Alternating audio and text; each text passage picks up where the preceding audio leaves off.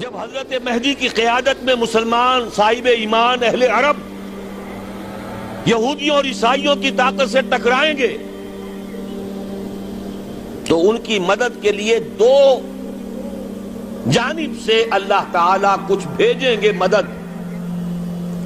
ایک تو آخری مرحلے میں مدد آئے گی حضرت مسیح عیسیٰ ابن مریم کا نزول، جو یہودیوں کی طرف رسول بنا کر بھیجے گئے تھے. انہیں یہودیوں نے اپنے خیال میں سولی پر چڑھا دیا، لیکن اللہ نے فرمایا وما صلبوہ وما قتلوہ ولکن شبہ لہم بل رفعہ اللہ الیہ. اللہ تو اپنی طرف اٹھا کر لے گیا. اور احادیث صحیحہ جو کہ ہمارے ہاں متواترہ کے درجے میں وہ احادیث جو صحیحین کی ہیں ان سے ثابت ہے کہ حضرت عیسیٰ ابن مریم دوبارہ زمین پر آئیں گے. اور یہودیوں کا سب سے بڑا سرغنہ جو خود مسیح ہونے ہی کا دعویٰ کر رہا ہوگا، مسیح الدجال، اسے حضرت مسیح قتل کریں گے. لیکن ایک دوسری حدیث سے معلوم ہوتا ہے کہ مشرق سے فوجیں آئیں گی حضرت مہدی کی مدد کے لیے. یخرجون ناس من المشرق یؤدون للمہدی یعنی سلطانہ.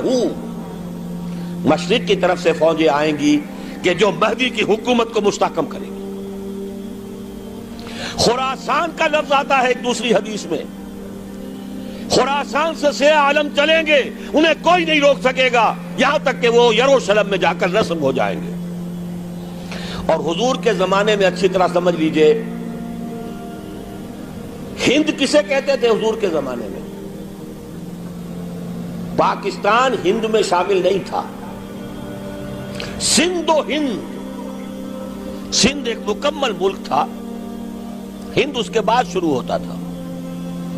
یہ راجپوتانے کا اور تھر کا ڈیزرٹ جو ہے، اس سے آگے جو ہندوستان ہے وہ ہند تھا.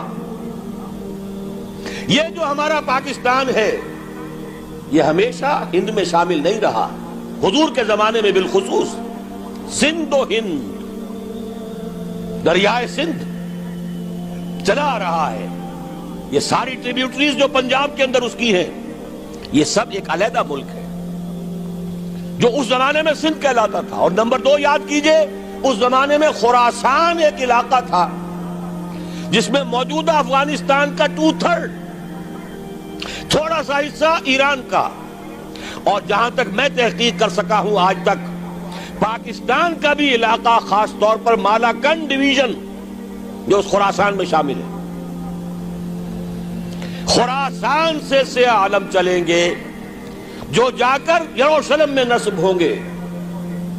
یہاں بھی ایک نقطہ نوٹ کر لیجئے، پہلے بھی یروشلم ہم سے چھینا تھا. کس نے چھینا تھا؟ عیسائیوں نے، کروسیڈرز. واپس کون لیا؟ کس نے لیا؟ عربوں میں دم نہیں تھا، عرب عیاشیوں کی وجہ سے کھوکھلے ہو چکے تھے. واپس لینے والا صلاح الدین ایوبی، کرد خون. اب دوبارہ یروشلم لیا جا چکا.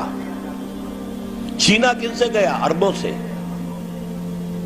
عرب واپس لے سکتے ہیں؟ کوئی اندیشہ اگر ہو سکتا تھا عراق کے بارے میں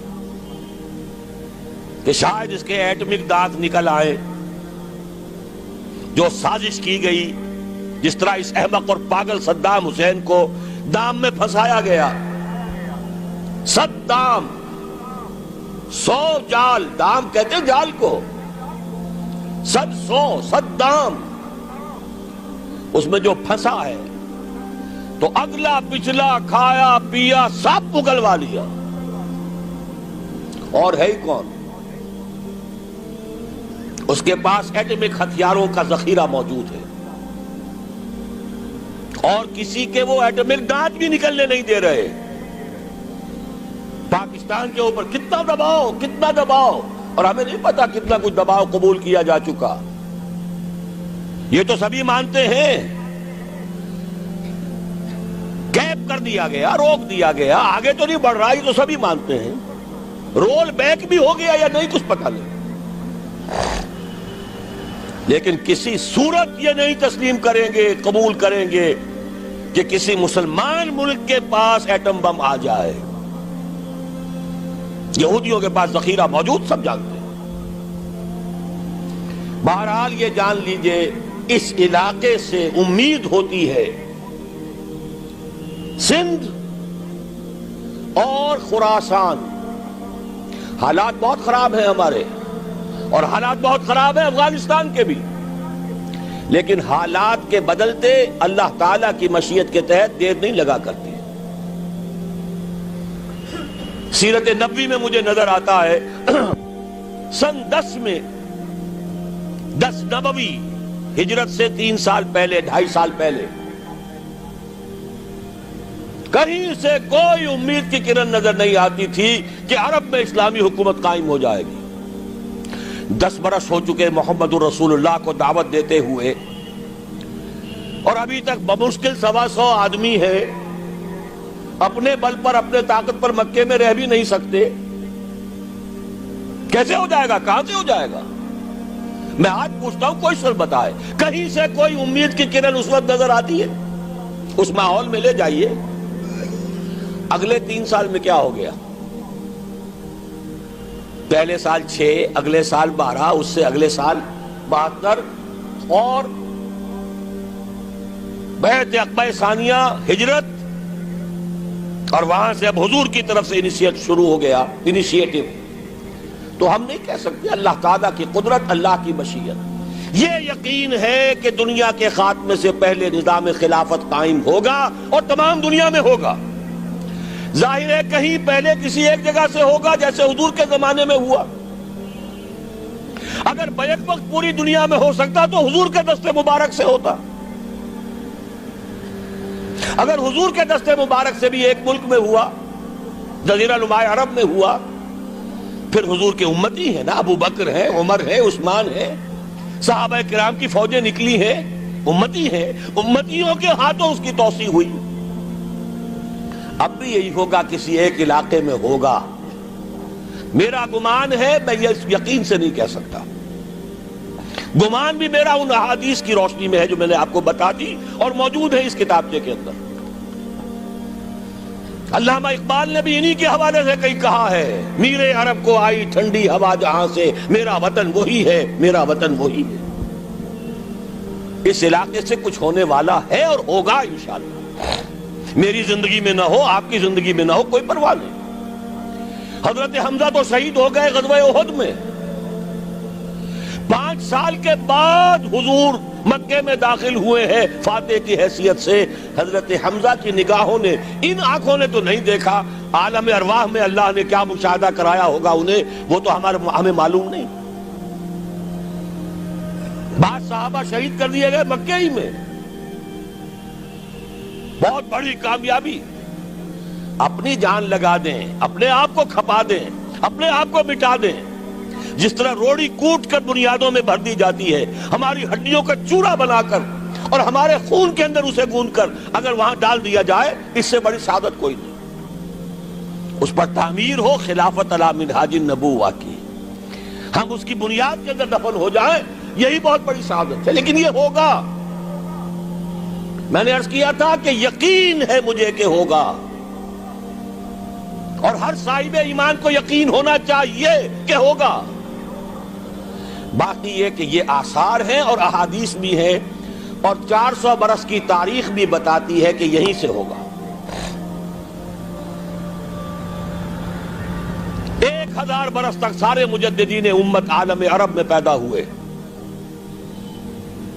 11ویں صدی کا مجدد اعظم شیخ احمد سرہندی کہاں دفن ہے؟ سرہند میں، ہندوستان میں. 12ویں صدی کا مجدد اعظم شاہ ولی اللہ دہلوی کہاں دفن ہے؟ دہلی میں.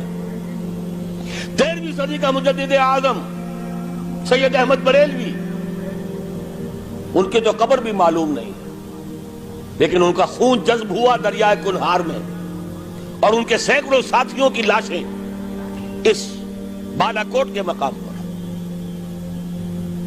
14ویں صدی کے مجدد اعظم شیخ الہند، لیکن ان کے ساتھ ساتھ اتنے اعظم رجال علامہ اقبال جیسا مفکر، مولانا مودودی جیسا مصنف، مولانا الیاس جیسا مبلغ کہیں اور ہمیں دکھا دیجئے آپ۔ میں کل کہیں عرض کر رہا تھا، دیکھیے پہلے جو ہے 1000 برس تک ہر خیر ہندوستان میں باہر سے آ رہا تھا۔ معین الدین اجمیری باہر سے آ رہے ہیں، شیخ علی حجویری باہر سے آ رہے ہیں، سندھ میں جتنے اولیاء دفن ہیں سب کے سب باہر سے، ایران سے چلے آ رہے ہیں۔ لیکن جیسے ہی 11ویں صدی شروع ہوئی ریورس ہو گیا آرڈر۔ اب سلسلہ مجددیہ نقش بندیہ اب ہندوستان سے نکل کر پھیل رہا ہے، پورا افغانستان، پورا ترکستان، تمام یہ ترک ریاستیں جو آزاد ہوئی ہیں ابھی USSR کے خاتمے کے بعد، یہاں تک کہ سائپرس، جزیرہ قبرص، پورا ترکی جو اب بھی ہے موجودہ ترکی، سلسلہ مجددیہ نقش بندیہ کہاں سے چلا؟ ہندوستان سے پھیل گیا پورے عالم اسلام۔ مفکر، علماء دین اور تمام علوم دینی کا مجدد شاہ ولی اللہ دہلوی، خالص ترین جہاد فی سبیل اللہ دور صحابہ کے بعد جماعت مجاہدین جام شہادت نوش کیا، سینکڑوں ہمارے مجاہدین۔ پھر 14ویں صدی میں اقبال جیسا مفکر، مودودی جیسا، دوبارہ دوہرا رہا ہوں، مصنف، مولانا الیاس جیسا مبلغ مجھے تو کہیں نظر نہیں آتا۔ تمام مسلمان ممالک آزاد ہوئے، کہیں اسلام کا نام نہیں لگا، نہ سیوکارنوں نے نعرہ لگایا، نہ کہیں کسی اور نے نعرہ لگایا۔ عربوں نے بھی عرب نیشنلزم کا نعرہ لگایا، اسلام کا نعرہ نہیں۔ تحریک پاکستان میں نعرہ لگا، پاکستان کا مطلب کیا؟ لا الہ الا اللہ۔ صبح عرض کر چکا ہوں، تحریک خلافت پوری دنیا میں کہیں نہیں، صرف بر عظیم پاک و ہند میں۔ اور کیسی تحریک خلافت کہ ہندو شریک ہوئے، گاندھی شامل ہوا، پورے ہندوستان کو جس نے گنجا دیا۔ یہ دوسری بات ہے کہ جب خود مصطفیٰ کمال نے ختم کر دیا تو اب کیا کرتے؟ مدعی سست گواہ چست۔ نوٹ کرنے کی بات ہے، کچھ آثار ہیں، 400 سال کی تاریخ ہے، بتا رہی ہے پاکستان کا قیام خود ایک معجزہ۔ یہ ساری چیزیں مشیت ایزدی میں کسی بڑے خیر کا پیش خیمہ ہے۔